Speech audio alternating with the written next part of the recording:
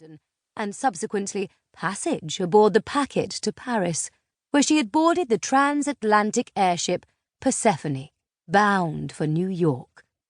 "My goodness, you're so brave," breathed Emma Makepeace, her breakfast companion in the grand airship's dining saloon this morning, the third of their crossing.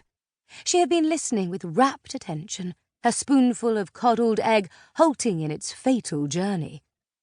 But at what point did you realize you were not alone? Daisy glanced at her younger sister, Frederica, who wisely did not lift her own attention from her plate, but continued to shovel in poached eggs, potatoes, and sliced ham glazed in orange sauce as though this were her last meal. As we were sailing over the channel, at that point my sister deemed it safe to reveal herself, since there would be no danger of my sending her back to our aunt and uncle. She gave a sigh. We are committed to this adventure together, I am afraid. I certainly am, Freddie ventured. I used all my savings for the tickets, including what I could beg from Maggie Polgarth. Who is that?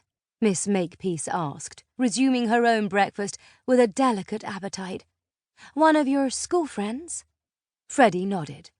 Maggie and her cousin Elizabeth Seacombe are the wards of Lady Clare Malvern, of Carrick House, in Belgravia. Oh, I have met Lady Clare. Isn't she lovely? What an unexpected pleasure it is to meet people acquainted with her. While Daisy recovered from her own surprise at a reliable third party knowing people she had half believed to be imaginary, Freddie went on.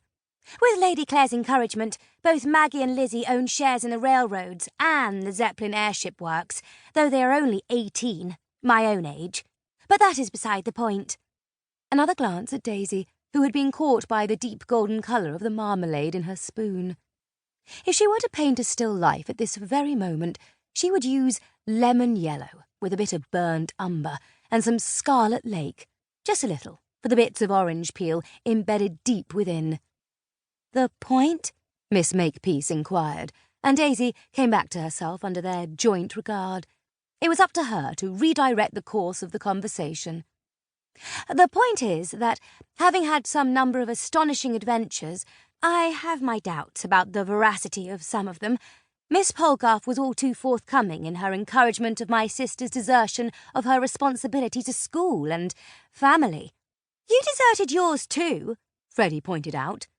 Poor Fanshawe, he is not likely to recover his heart very soon. Oh dear. Miss Makepeace was one of those fortunate individuals who would never have to settle for the chinless and suitable of this world, for she was a young woman of considerable looks and some means, despite the absence of anyone resembling a chaperone or a lady's maid. Perhaps that individual kept herself to her cabin. Her clothes were not showy, but so beautiful they made Daisy ache inside. The pleats perfection, the colours becoming, the lace handmade. Clearly her time in Paris before boarding Persephone had been well spent in purchasing these delights.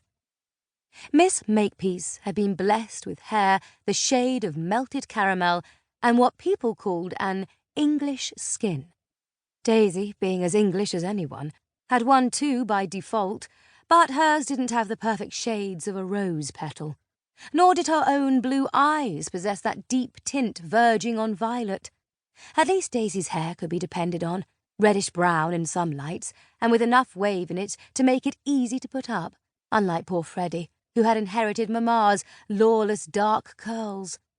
No one would be clamouring at the door to paint Daisy, but Miss Makepeace. Oh, she was a horse of a different colour. She absolutely must persuade her to sit for a portrait in watercolours.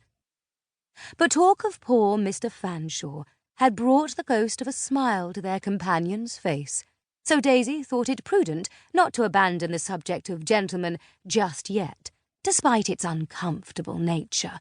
They had been in the air for 3 days, and after the second day had found one another convivial enough company that they had begun looking for each other at meals and spending the afternoons together, embroidering or, in Daisy's case, sketching. The lavish interiors of Persephone fairly begged to be painted in her travel journal. In all that time Daisy had not seen Miss Makepeace smile. Not a real...